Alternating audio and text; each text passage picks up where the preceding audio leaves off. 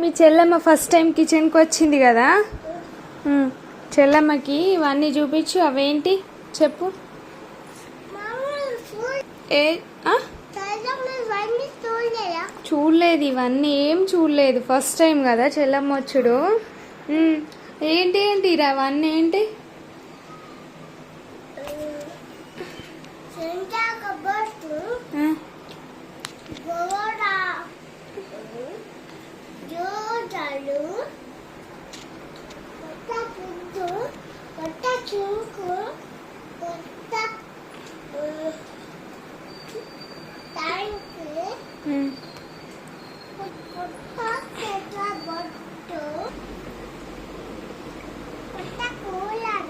చెల్లమ్మకి home tour చూపిస్తున్నావా?